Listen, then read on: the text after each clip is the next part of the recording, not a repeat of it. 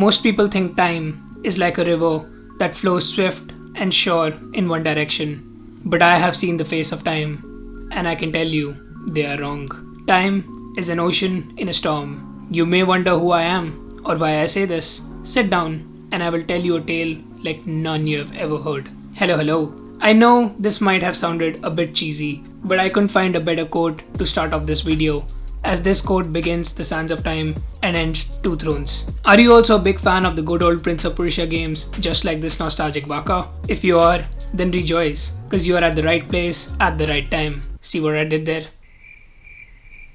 Anyway, I wanted to pay tribute to the classic Prince of Persia series and decided to platinum all the 3 Prince of Persia classics. So without wasting any more time, let's start with. The trophies in this game are mostly story focused, with the exception of a few, which were a bit frustrating, but more on that in a bit. Know first that our prince is the son of King Shahraman, who's a mighty ruler of Persia. Him and his troop, while traveling to the palace of Azad, pass through India, where they meet a vizier who convinces the king to attack Maharaja's palace in the name of honor and glory. We start the game here, where we get thrown off our horse. We then make our way to higher grounds, traversing broken paths and bridges. We fight our way through the palace's guards and make it till the end of the treasure vault, where we see a giant hourglass filled with glowing sands. We then make our way to the top of the vault and steal a mysterious dagger, which has the magical ability to control time, and we unlock the ability to rewind time. One of the trophies in this game revolves around completing the game but rewinding less than 20 times, and another trophy revolves around rewinding more than 200 times, which means definitely more than one playthrough is required. For this one, I focused on rewinding less than 20 times since I played this game easily about 100 times and I was confident about my success. Anyway, we then meet our father at the vault's entrance, where the vizier demands the dagger as his price for aiding us, but his request is denied by our father. We then make our way towards Azad with all the riches, glory and prisoners, which includes Farah, who's the Maharaja's daughter. Upon reaching Azad, the Sultan is fascinated by the seemingly enchanted sands that glow inside the hourglass. Vizier then tricks the lot of them into opening the hourglass and freeing the sands. Prince unlocks the hourglass, releasing havoc across Azad. Everyone turns into a sand monster except for the prince, Farah and the vizier. The vizier then demands the prince to give him the dagger to undo his mistake, but prince refuses. Prince, Farah and a bunch of folks escape the throne room, where we are stuck and now have to find a bunch of sand monsters. Farah helps us learn how to use the dagger better. You see, the sand monsters don't die that easily and we have to finish them off with the dagger to turn them back into sands. Once all the sand monsters are defeated, a beam of sands form in the middle of the room, and stepping inside this beam gives us a glimpse of the future events and also acts as a saving point. We then follow the path of our damsel, who's not in distress by the way. Along the journey, we find a few of these glowing sand clouds. Collecting 8 of them helps us gain a new sand tank, which means more rewinds. We also come across this crack in the wall which leads to a mysterious fountain, which we drink from and gain some extra health. My girlfriend and I always refer to these kind of sequences in games as Ubisoft's mandatory dream sequence. Anyway, to get a platinum in this game, I need to collect all the 48 sand clouds and drink from all the hidden fountains. Luckily, with the help of the guide, this was easily sorted. We finally meet up with Farah, who demands the dagger back to undo our mistakes and set everything right. While we are having a small argument, we get attacked by the sand scarabs and decide to meet up at the reception hall. Along the way, we have gained the ability to freeze enemies and also slow down time to quickly finish them off. We then make it to the palace's defense system, where we see another survivor who asks us to help him activate the defense mechanism to send the sand beasts to oblivion. We get a trophy to activate this and it backfires at us, as we now have to survive the palace's traps on top of the beasts. Without wasting much time, we make our way towards the reception hall. Upon reaching the hall, we see Farah fighting off against several sand creatures, including our father. We rush down to the room and have to fight the first boss of the game, our father. Honestly, it's a very easy section and we can even heal in between thanks to the small pond at the end of the hall. We easily turn our father and the guards into sands and get a trophy. We then team up with Farah and move forward towards the Tower of Dawn, where the Wazir has kept the hourglass. Also, he controls the sand monsters thanks to his staff, which is another relic of the Sands of Time. We collect sand clouds, health ups, and fight a number of different enemies along the journey. We also gain 2 different swords along the journey, which unlocks a trophy for getting the first strength sword. We also unlock 2 trophies for defeating more than 300 enemies. As the journey progresses, Prince and Farah become close to each other, and Prince eventually begins to form a romantic affection for Farah. However, Prince begins experiencing a vision of Farah trying to steal the dagger, which makes him question her motives. Eventually, we reach the tower and have collected all the sand clouds along the way, which pops up Sand Collector trophy. We then have to fight off against a huge wave of enemies in this lift, which takes us to the top of the tower. This fight can get a bit frustrating, especially if you're going for the less than 20 rewinds trophy, because sometimes Farah gets killed by enemies, which means you have to start the section again. Luckily, we survived this fight and unlocked the elevator trophy. Finally, we make it to the top of the hourglass, and the prince puts his dagger in the hourglass, rewinds everything, and boom, we finish the game and unlock most of the trophies. No, that didn't happen. Okay. Well, the prince hesitates at the right moment and questions Farah of her motives, and Wazir, being a perfect opportunist, creates a sandstorm which knocks us, and we end up falling in a dark tomb and are now depressed for failing. We then travel to this dark tomb, and Farah unlocks a secret gateway by saying Kakolukia.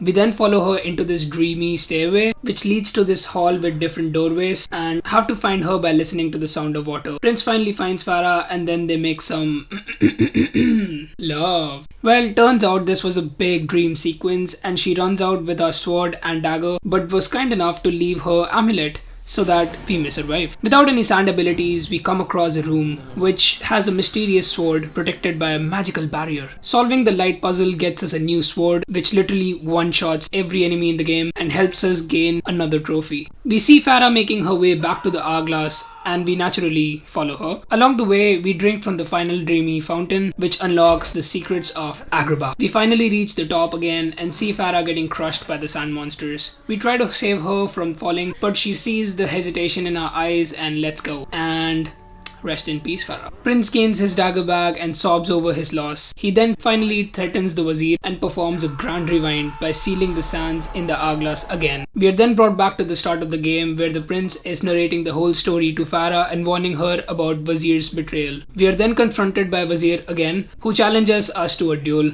And what a final boss fight, like literally. After much difficulty, we finally finish him off, return the dagger to Farah, and finish the game. Well, he's very easy to be honest. Even the trophy for beating him is called The Big Fight.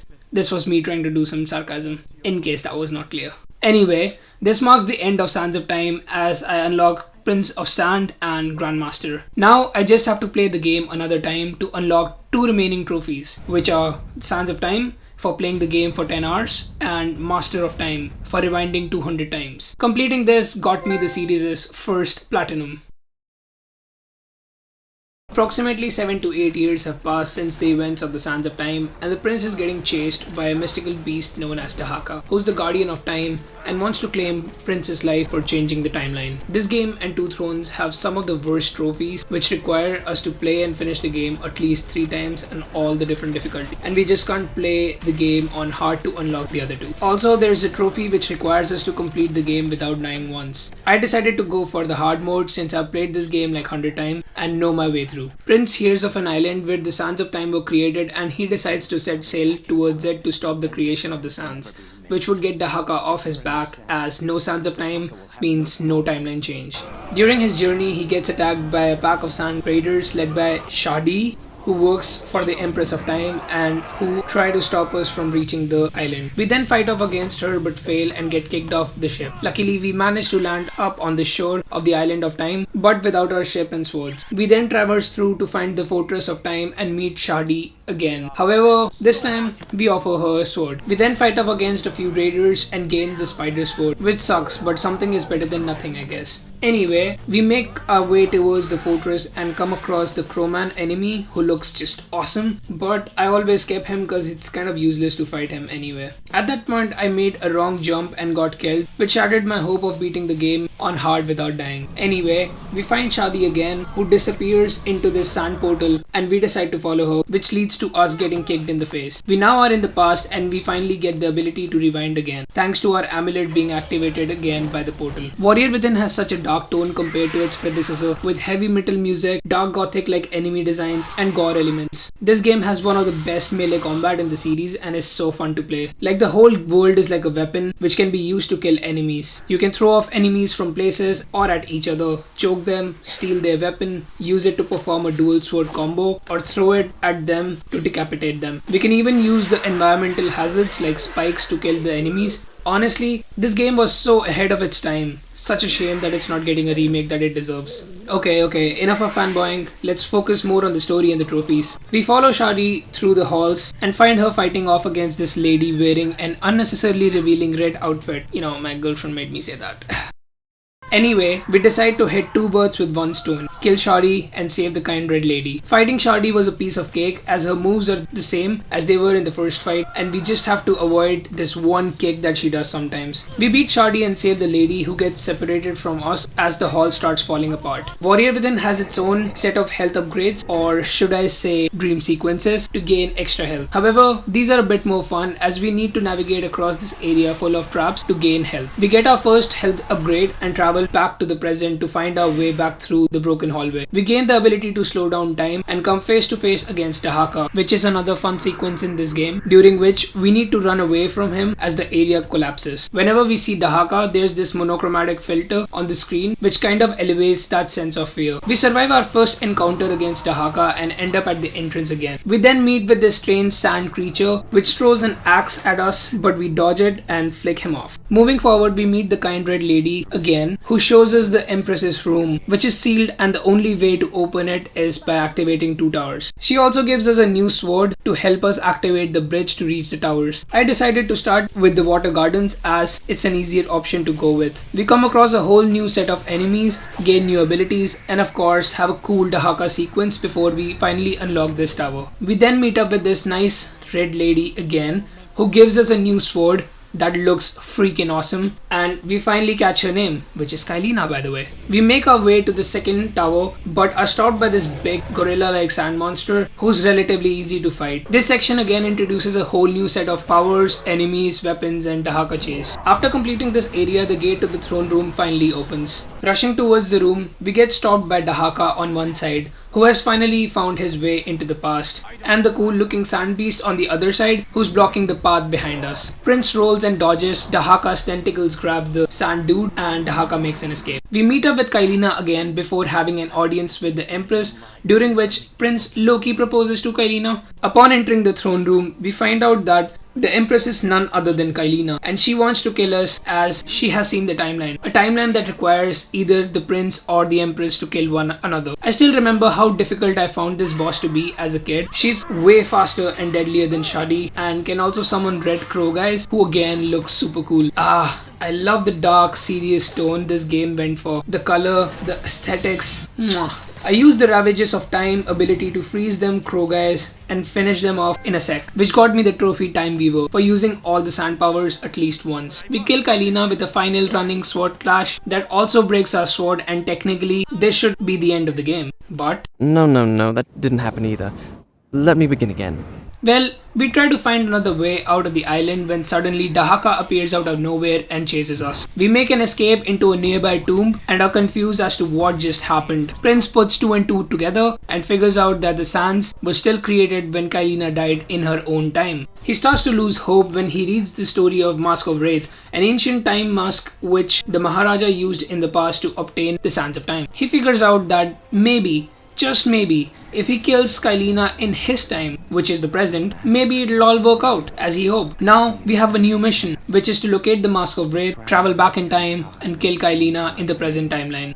This part always confuses me, but it's still one of my favorite games, so can't complain too much here. Anyway, we run from Dahaka and manage to get out of the tomb area with the Rayman's glove, which is a cool Easter egg weapon of sorts. We then find a new sword and fight off a giant mummy sand monster who's kind of like the gorilla guy from the mechanical tower, only a tad bit more aggressive. Finishing him off gets us another trophy and we make our way to the throne room. Reaching the throne room, we find a crack behind the Empress's throne, which leads to another sand portal. From there, we make our way towards the mask room. After a bit of traversal and enemy encounters, we finally make to the mask. Prince puts the mask on and transforms into the Wraith and figures that the sand dude who got absorbed by Dahaka earlier was none other than him. The Sand Wraith makes the game both easier and both challenging. Basically, our health gets drained constantly while in the Wraith form, but we get an unlimited supply of the sands to control and bend time. We then fight off against a giant sand griffin, which is a piece of cake, especially using the sand abilities. Defeating it gets us another trophy. Wearing the mask basically resets all the events back, and now we are playing from the Wraith's perspective and see and play through all the different cutscenes where we encountered the Wraith. The only difference this time is that when the Prince encounters Dahaka, Prince dies and the Wraith survives, which loses the mask and we get back to our normal self. We then head to Kailina's room, surprise her by not getting shocked at her reveal, and throw her into the sand portal to take her into the present. We then fight off against her, which again is a pretty easy fight. The only difference this time is that she uses sandstorms instead of the red crows, but that's actually even easier to beat. We finally kill her and then she gets absorbed by the Dahaka along with Prince's sand medallion, and the Dahaka finally disappears. But more on that in a bit. I unlocked the trophy for completing the game on hard, along with a couple of other trophies for killing multiple enemies, using dual swords, grabbing and throwing them off, throwing a weapon at the enemy. Now all I had to do was get a couple of hidden trophies, an artwork collection trophy, 2 more trophies for completing the game on medium and easy mode, 1 for completing the game without dying, 1 for playing for 10 hours plus, and 1 for getting all the health upgrades. So quite a lot of work left to do. I restarted the game on medium difficulty and got all the artworks which unlocked the Art of Sand, and I got all the health upgrades as well this time, which unlocked another trophy. After getting the final health upgrade, we make our way towards Kailina's room, which now has a new sword waiting for us. We get a trophy for unlocking this sword and make our way through the remaining game. Upon reaching the final area, Prince manages to convince Kailina not to fight, and we get attacked by Dahaka, who's after Kailina now. In the true PoP fashion, we now need to save the damsel in distress, and thanks to the water sword, we figure out that we can fight off against Dahaka. This fight was a bit tricky on the PS3 version of the game, which was full of bugs, and the game glitched out on me a couple of times. With the help of Kailina, we finally beat Dahaka and finish him off, which shows the actual chronological ending of the game, which leads to the events of the 2 thrones and gets us a total of 4 trophies. I then restarted the game again on easy this time and got the 2 remaining trophies, 1 for playing the game for 10 plus hours and another for beating the game on easy. And finally, the Warrior Within Platinum was mine. The 2 thrones starts right where Warrior Within chronologically finished, Prince getting that red booty.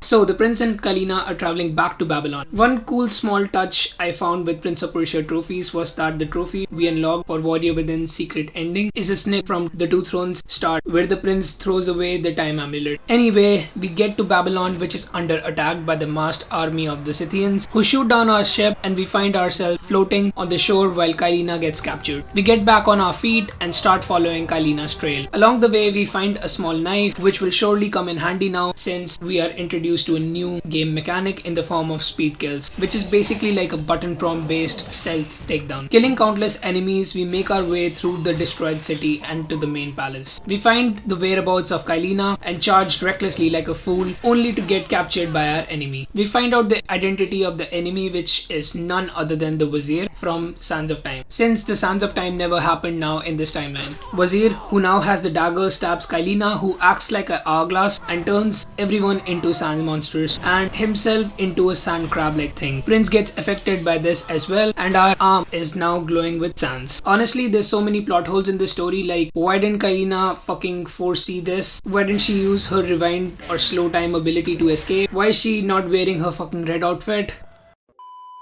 Anyway, we grab the dagger and make our escape, and now have the ability to rewind time.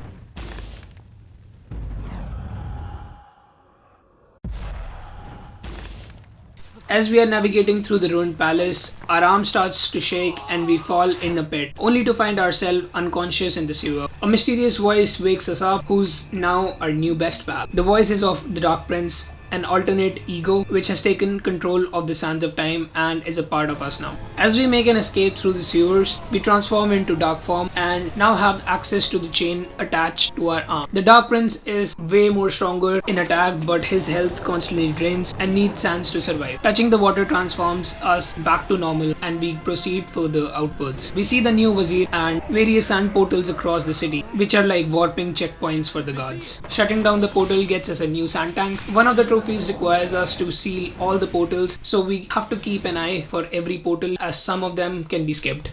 Moving forward, we are introduced to the chariot section, which is pretty fun and only broken sometimes. As we make our way from rooftop to rooftop, we almost get killed only to be saved by an unknown entity. We then make our way towards the arena. Near the arena, we find a strange water fountain, and drinking from this takes us to a dream sequence, which grants us some extra health. Again, something to keep an eye on for a max health trophy. In the arena, we fight off against a giant boss who I found super challenging the first time I played the game as a kid. This fight is pretty cool as we first need to do some platforming to reach to his shoulders to blind him and then take him out strategically. With the giant out of the way, we free some citizens who want to thank us. However, the prince being a dick runs away. Also, this unlocks the mountain climber trophy. Moving forward, we finally meet with the person who saved us earlier, who's none other than Farah. Prince is head over heels for her again. However, since Sands of Time never happened, she remembers nothing. Moving forward, we continue to build our relationship with Farah again, while our best bud tries to stop us at every point. We come to a point where we have an option to save a few citizens who are crying out for help, or move forward towards the palace and kill the Wazir to put an end to this nightmare. Prince, being a lover boy, chooses to help the citizens as Farah went for it. We then come face to face with the lady boss who chained and pinned us down earlier during Wazir's grand reveal. This boss is super easy as Prince goes dark mode in between and she does nothing but jump from one end to another. Farah sees us in the dark form, finishing off the lady boss and gets all creeped out and runs away. Prince finds her later on and tries to explain, but she doesn't give a fuck. After that, we continue our journey, fighting off waves, taking out sandgate checkpoints, collecting health ups, collecting new powers, the usual stuff, until we find a burning building full of helpless folks. Prince, being a good man, tries to help him out, but turns out it was all a big trap set by one of Wazir's goons. I legit hate this section. It's boring, broken at times, and super frustrating, especially because I had to replay this game 3 times for bullshit trophies. Prince uses Daddy's statue to make way for everyone and gets immediately taunted to a chase from one of the goons. We have to go through another chariot section here, which is quite good and challenging, especially if you're playing the game for the first time. Completing this section leads us directly into a boss fight against the twins, where we have to fight both bosses at once. Again, this is mostly easy as focusing on the sword guy leads the axe dude to hit you, which can be dodged and give you an opening to hit him, which leads to a speed kill sequence to finish him. We finish the sword bro easily and are almost getting crushed by the axe guy, and get saved by Farah, who finally changed her mind. This gets us another trophy, the Double Trouble. After that, we get ambushed by the whole Scythian army, however, are saved by the folks that we saved earlier, led by the old shaman guy. We then begin making our way towards the top of Babylon through the Hanging Gardens till we meet the Wazir again, who captures Farah and blasts us off the well. While falling all the way from the top, Prince transforms and gets saved by his alter ego. We then have to navigate our way through this well filled with traps while our health drains, and guess what? There's no water, so we can't transform back to normal. Upon finally making it to the end of the traps, we find our father dead. We pick up Daddy's sword, which is quite overpowered, and shut the Dark Prince up for good. Again, a common theme across all the PoP games. Near the end of the game, we find this super overpowered weapon which makes the game a child's play. Anyway, we kill loads and loads of enemies and make our way to the top of the tower. Also, by this time, I have unlocked most of the easy trophies for breaking 200 objects, killing enemies using dual weapons, speed kills, completing all the sand portals, obtaining all the sand powers. Completing the final hidden dream sequence gets us the healthy trophy. Finally, we make it to the top of the tower and fight the Wazir again, who is a joke of a boss but somewhat creative. There are 3 phases to this. The first phase makes us fight him with our blades. The second makes us perform a couple of speed kills at him, and the third being a parkour challenge dodging his sand power balls, and finishing him off with a really satisfying slow-mo dagger stab. Killing him gets us our revenge. We then get into a dreamy sequence where we have to fight off against our best bud, the Dark Prince. There's so much that I want to say here regarding this shit. Oh, sorry, bit, but in a minute. Completing this section finally finished the main game and got me the Shadow Warrior. Okay, so back to that annoying section. One of the trophies in this game requires us to collect over 10,000 sand credits, and this was the most annoying part of this trophy run. According to the trophy guide, even if we destroy every object in the game, we can't collect 10,000 sand credits. Luckily, completing the Mental Realm save on hard mode gets us about 750 credits. Thus came the grind, where I repeated this dreaded section like 12 to 13 times to get the trophy. After this, I restarted the normal difficulty and completed the game without dying once, which got me Assassin and Sand Snake. Finally, I completed the game one more time on easy, which got me Mortal and finally the Two Thrones. Well, this was a fun run, replaying the whole trilogy, which is the most nostalgic to me and super close to my heart. I wish Ubisoft would make a killer remake of all these games and return to form. Well, if you stayed long enough till this point, then please hit like and subscribe to my channel to help me make more content like this. Also, any suggestions for the next platinum run are welcome. See ya!